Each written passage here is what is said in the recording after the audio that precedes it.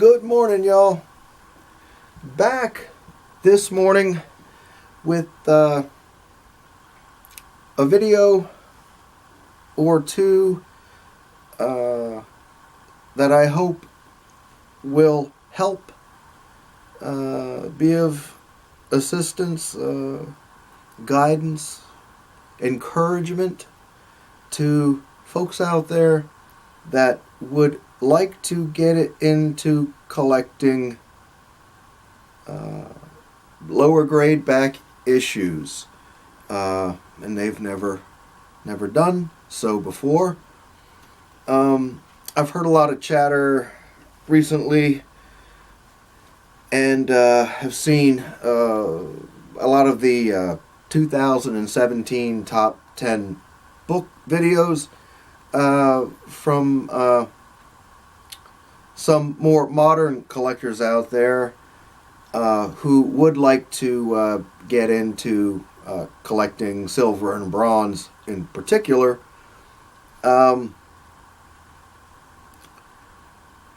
And oftentimes they're not prepared to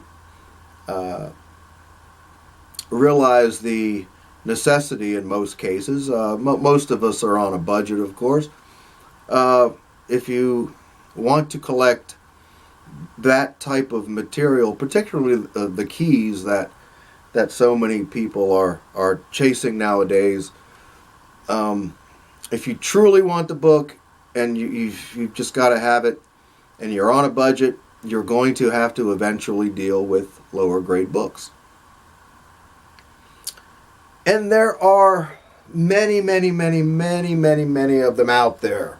Just go on eBay and look at silver and bronze books in lower grades and how they just go ignored.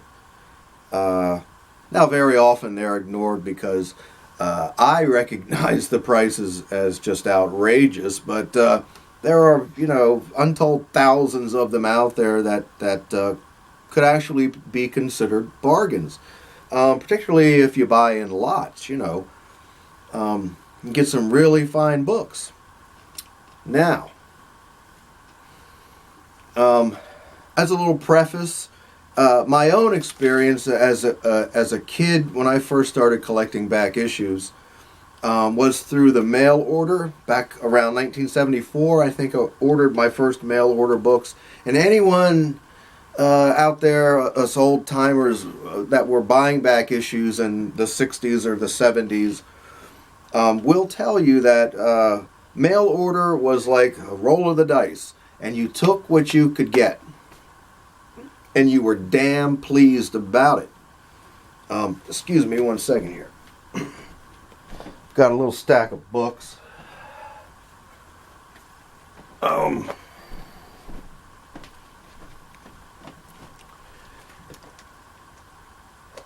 You'd get the book in the mail and you'd pull it out, and the first thing you would see would be the book itself, not all the defects.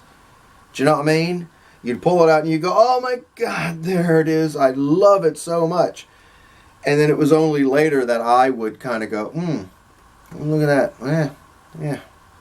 Don't care for that corner fold or that staple bend or, but you saw the book first, Wow, there it is. And the same thing applied to when I first got into raiding the bargain bins, particularly my old friend Tony's Wolfhead Comics 3 for $1 bins. Unbagged, unboarded stuff, just hundreds and hundreds and hundreds of silver and bronze books, 3 for $1.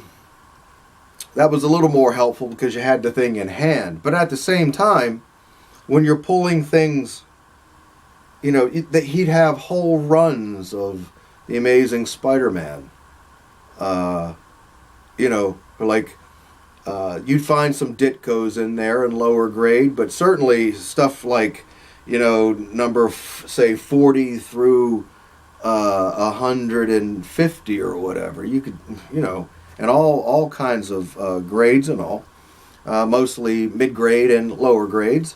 Hell, I pulled out Amazing Spider-Man 14 from Tony's bins. House of Secrets 92 from Tony's Bins. Fantastic Four 48 from Tony's Bins. So, and again, I was damn glad to get them.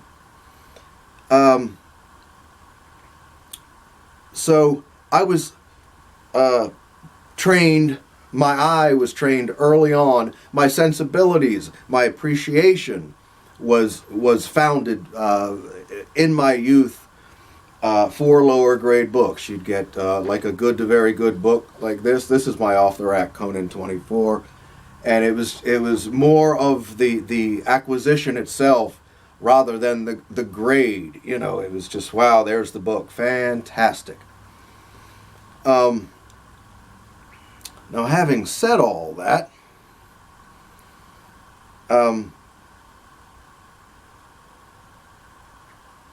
what the hell point do I want to make now? Excuse me.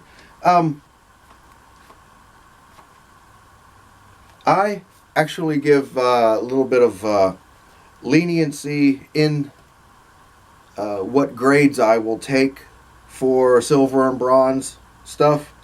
The older the book is, the more leniency I'll kind of give the grade or the condition of the book.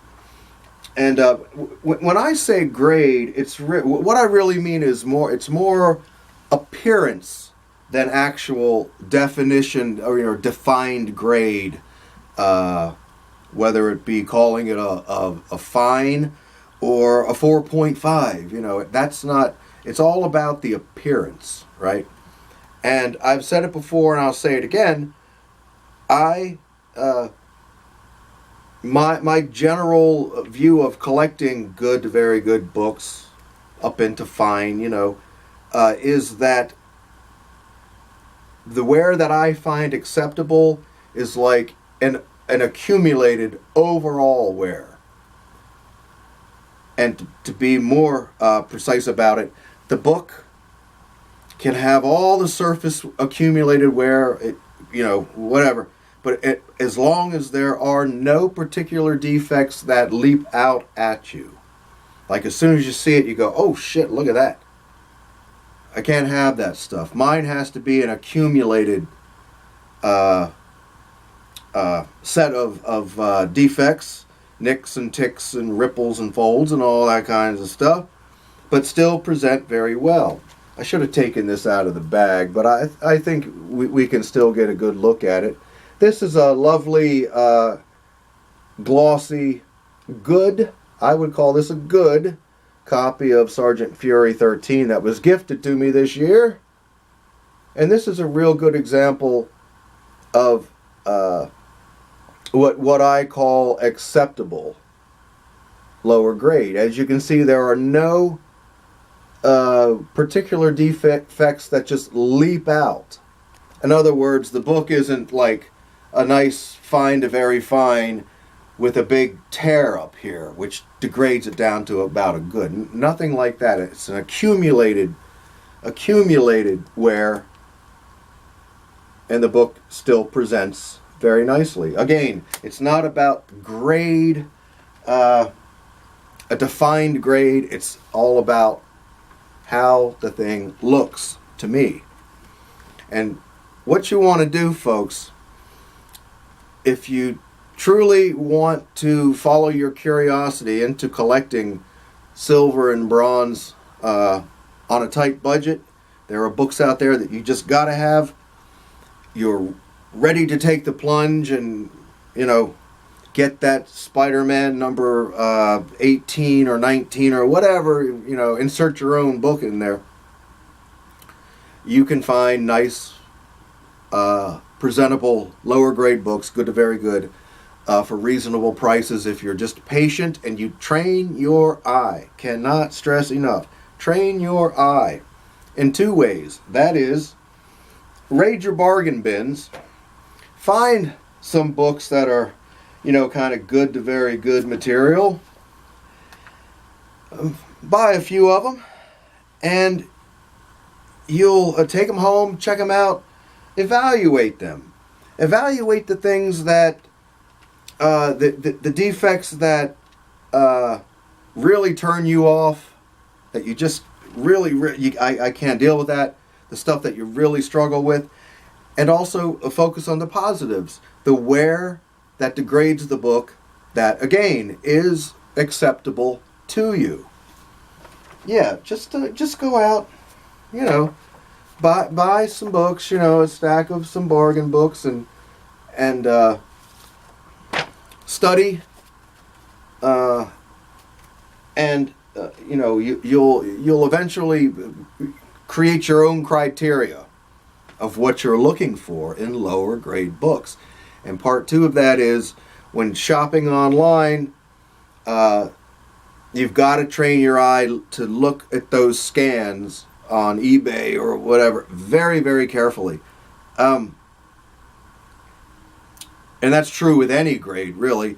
And luckily now, I think most sellers on eBay actually have pretty nice photos. It's not like it was 15 years ago when it was just junk photos all over the place. I think most sellers have decent photos now. But train your eye. Look don't just take the time. You've got to determine before you purchase. Look at every little nick, every little tick. Look very carefully. Train your eye to do that. And you know what'll happen if you do these 2 things, books in hand and scans online, photos online, you'll actually, it's like a tutorial in how to grade. So, you'll develop your own grading skills too. Hey, it's a win-win, right? Win-win for you. So yeah, develop your own criteria, your own sensibility in collecting books. Find that little sweet spot, and that set of defects that that are deal breakers, and more importantly, where that you will find acceptable and that you can live with.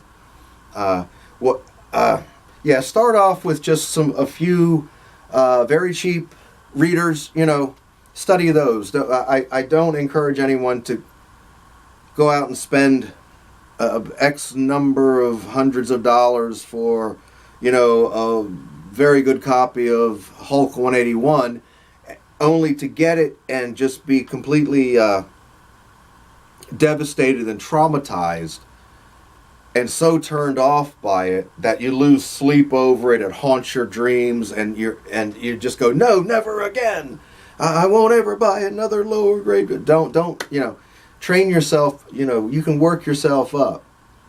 Once you've got your eye trained, once you've got your criteria set. And again, I encourage folks to take the approach. As I just said, it's less about the grade itself than it is about the presentation of it. So the last point I want to make, 2 things here before I close it out. You'd be amazed at with two very simple techniques, which I've actually made a video or 2 on, of how you can spruce up lower grade books very, very easily, very quickly. Take a cotton ball and do a nice, gentle cleaning of the surface. Very careful on the edges and the corners and the spine, of course. You'd be amazed at how much surface dirt you'll take off the book. So right there, you've improved the appearance of it.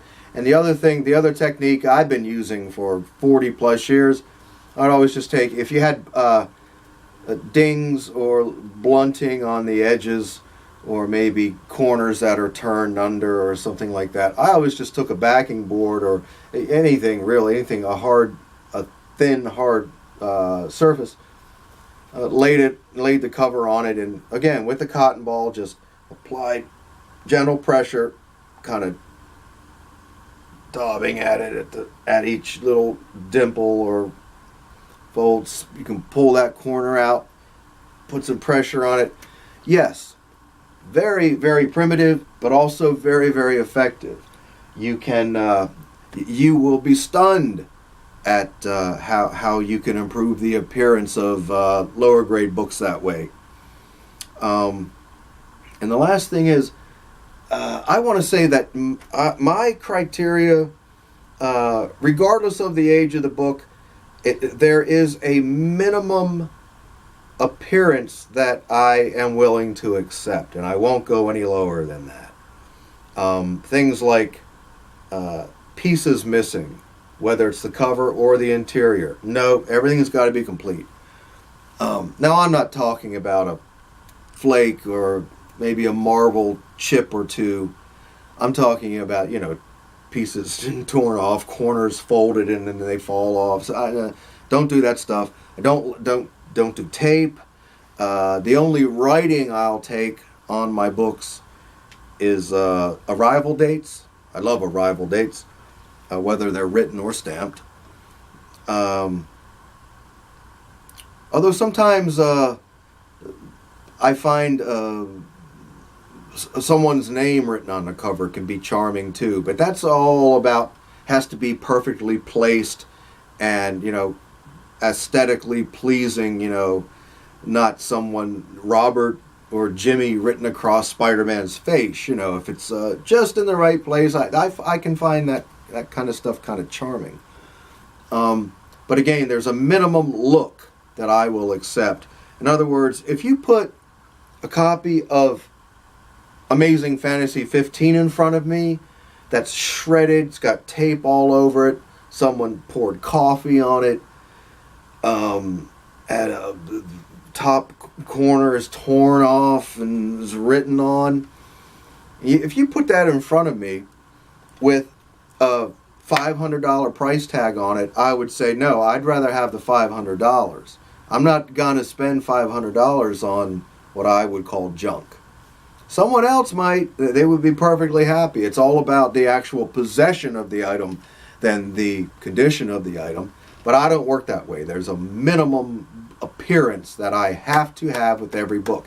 And you can always upgrade your favorites as you collect, as you gather your Spidey run or your FFs or whatever it is you're going to look for, your X-Men or, whatever it is. And you buy lower grades, know that you can always upgrade. And you'll find that some books will excite you more than the others, and you'll be more prone to upgrade those first or whatever. So that's another positive way to look at it. You get the book, you got a good reader, and if you want to, you can always upgrade. Right? Okay. So I think that's where I'm going to leave off here, but I'm going to do a part 2. So I'll be right back, y'all. Hang in there.